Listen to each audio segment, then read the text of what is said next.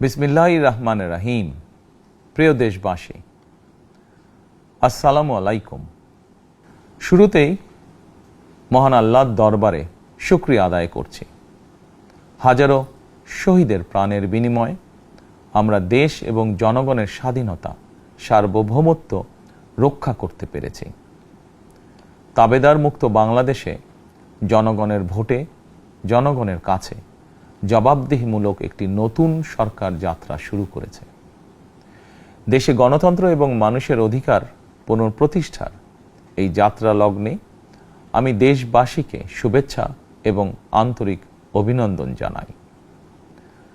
স্বাধীনতা প্রিয়, গণতান্ত্রিক আমি প্রিয়।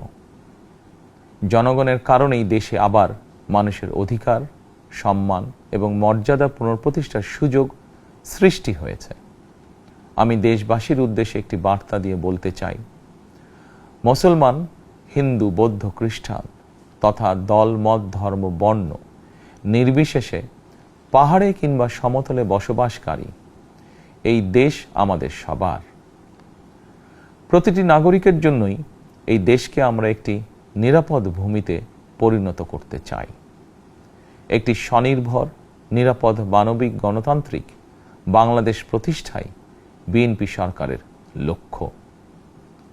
প্রিয় দেশবাসী, ফ্যাসিবাদের সময়কালে দুর্নীতি দুঃশাসনে পর্যুদস্ত একটি ভঙ্গুর অর্থনীতি, দুর্বল শাসন কাঠামো আর অবনতিশীল আইন শৃঙ্খলা পরিস্থিতির মধ্য দিয়ে নতুন সরকার যাত্রা শুরু করেছে।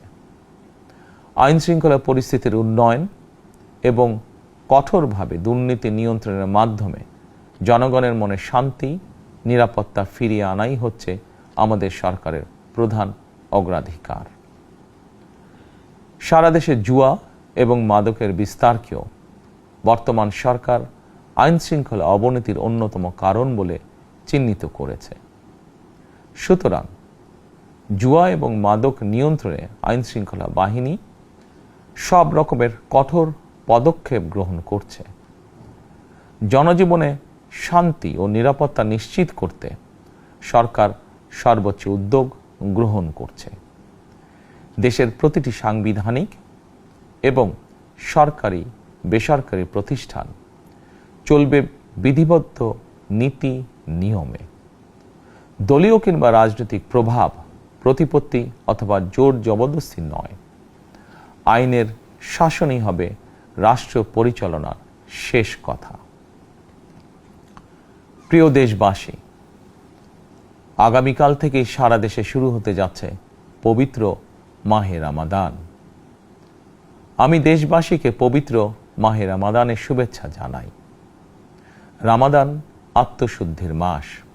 আমরা যদি আত্মশুদ্ধি শব্দটির মর্মার্থ উপলব্ধি করি, তাহলে এই মাসে মানুষের ভোগান্তি বাড়ার কথা নয়।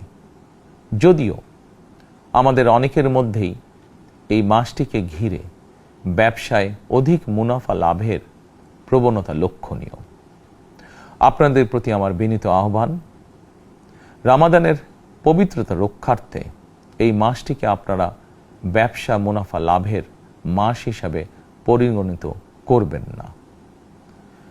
দ্রব্যমূল্য যাতে সাধারণ মানুষের নাগালের বাইরে না যায়, এ ব্যাপারে ব্যবসায়ীরা দয়া করে সতর্ক থাকবেন। হাজারো প্রাণের বিনিময়ে একটি মাফিয়া সিন্ডিকেটের পতন ঘটিয়ে রাষ্ট্র এবং সরকারের জনগণের অধিকার প্রতিষ্ঠার অঙ্গীকার নিয়েই আমরা রাষ্ট্র পরিচালনার দায়িত্ব গ্রহণ করেছি। বিএনপি সরকার সকল ক্ষেত্রেই অনাচার অনিয়মের সকল সিন্ডিকেট ভেঙে দিতে বদ্ধপরিকর ইনশাআল্লাহ। ক্ষুদ্র, মাঝারি কিংবা ছোট বড় সকল ব্যবসায়ীদের প্রতি বর্তমান সরকারের দৃষ্টিভঙ্গি সহজ এবং স্পষ্ট। বর্তমান সরকার ব্যবসায়ী এবং ক্রেতা সাধারণ উভয় স্বার্থ রক্ষা করেই প্রয়োজনীয় পদক্ষেপ গ্রহণ করতে চায়। সুতরাং সরকারের পক্ষ থেকে কী ধরনের উদ্যোগ গ্রহণ করলে বাজার পরিস্থিতি নিয়ন্ত্রণে থাকবে কিংবা ক্রেতা বিক্রেতা উভয়েরই স্বার্থ রক্ষা হবে, এ ব্যাপারে আপনাদের যে কোনো ধরনের পরামর্শ কিংবা অভিযোগ শুনতে সরকার প্রস্তুত। ক্রেতা বিক্রেতা গ্রহীতা, এই সরকার সকলেরই সরকার।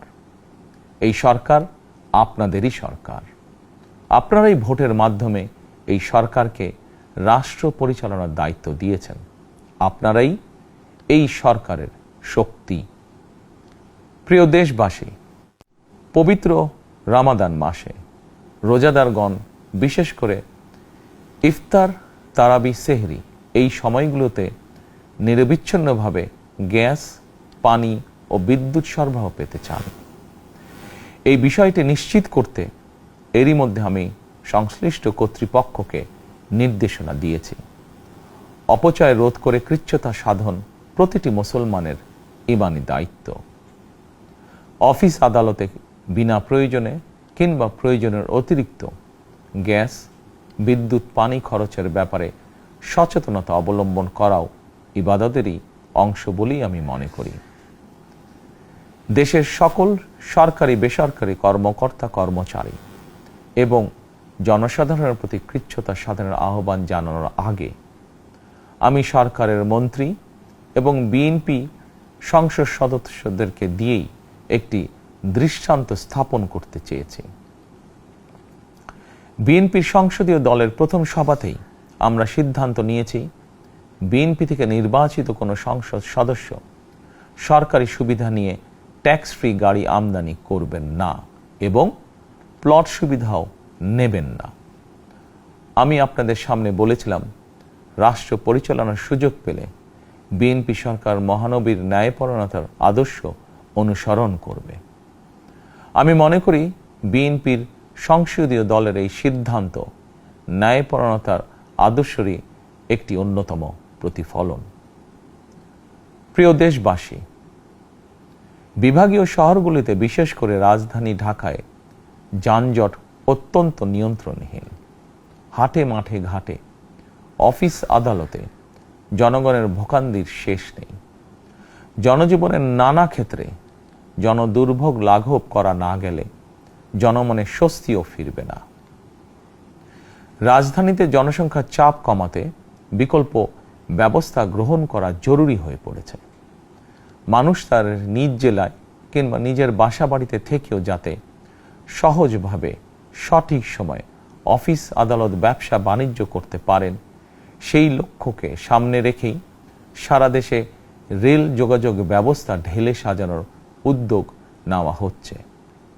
এই পরিকল্পনার অংশ হিসাবে প্রথমেই রেল, নৌ, সড়ক এবং সেতু মন্ত্রণালয়ের কার্যক্রম পুনর্বিন্যাস ও সমন্বয় করা হচ্ছে। আমরা মনে করি সারা দেশে রেল যোগাযোগ ব্যবস্থার সহজ, সুলভ এবং নিরাপদ করা গেলে একদিকে যেমন জনগণের শহর কেন্দ্রিক বা নগর কেন্দ্রিক নির্ভরতা কমবে, অপরদিকে পরিবেশেরও উন্নতি হবে। প্রিয় দেশবাসী, আমাদের চারপাশে সমস্যার শেষ নেই, তবে সমস্যার পাশাপাশি সম্ভাবনাও কিন্তু কম নয়। আমাদের বৃহৎ জনগোষ্ঠীকে যদি আমরা দক্ষ জনশক্তিতে রূপান্তরিত করতে পারি, তাহলে এই জনসংখ্যাই হবে আমাদের জনসম্পদ।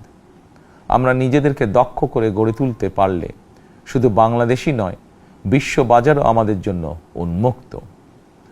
তথ্য প্রযুক্তির সিঁড়ি বেয়ে বিশ্ব এখন কৃত্রিম বুদ্ধিমত্তার যুগে প্রবেশ করেছে। প্রযুক্তির এই প্রতিযোগিতামূলক বিশ্বে সম্মান এবং স্বচ্ছতার সঙ্গে টিকে থাকতে হলে আমাদেরকে কোনো না কোনো একটি বিষয় বা কাজে পারদর্শী হতে হবে। দেশের কোটি কোটি শিক্ষার্থী এবং তরুণ যুবশক্তির উদ্দেশ্যে বলতে চাই, মেধায়, জ্ঞানে, বিজ্ঞানে নিজেদেরকে যোগ্য করে গড়ে তোলার জন্য যত রকমের সহযোগিতা দেওয়া যায়, সব রকমের সহযোগিতা দিতে বর্তমান সরকার প্রস্তুত। কর্মসংস্থান এবং কর্মপরিবেশ নিশ্চিত করার সুনির্দিষ্ট অঙ্গীকার নিয়ে বর্তমান সরকার যাত্রা শুরু করেছে। প্রিয় দেশবাসী, দীর্ঘ 18 বছর পর দেশে ফিরে গত বছর 25শে ডিসেম্বর আমি বলেছিলাম, দেশ এবং জনগণের জন্য আই হ্যাভ এ প্ল্যান। 12ই ফেব্রুয়ারি জাতীয় নির্বাচনের আগে দেশের বিভিন্ন স্থানে ঘুরে আমার প্ল্যান, পরিকল্পনার অনেক কিছু আমি আপনাদের সামনে তুলে ধরেছিলাম। আপনারা স্বাধীনতার ঘোষকের প্রতিষ্ঠিত দল বিএনপিকে ভোট দিয়ে রাষ্ট্র পরিচালনার দায়িত্ব দিয়েছেন, সকল পরিকল্পনা বাস্তবায়নের সুযোগ দিয়েছেন। এখন এই সুযোগকে কাজে লাগিয়ে সকল অঙ্গীকার পূরণ করার দায়িত্ব বিএনপি সরকারের। আমরা আমাদের পরিকল্পনা এবং প্রতিশ্রুতি বাস্তবায়নের কাজ শুরু করে দিয়েছি ইনশাআল্লাহ।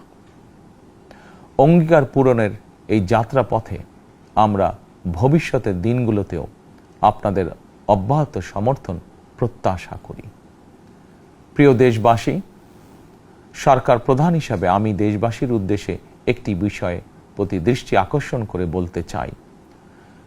নবগঠিত সরকার গঠনের সুযোগ দিতে যারা বিএনপিকে ভোট দিয়েছেন কিংবা দেননি অথবা কাউকেই ভোট দেননি, এই সরকারের প্রতি আপনাদের সবার সমান অধিকার। বিএনপি সরকার বিশ্বাস করে দল মত ধর্ম দর্শন যার যার, রাষ্ট্র সবার। এই দেশে এই রাষ্ট্রে একজন বাংলাদেশী হিসাবে আপনার আমার আমাদের প্রতিটি বাংলাদেশী নাগরিকের অধিকার সমান।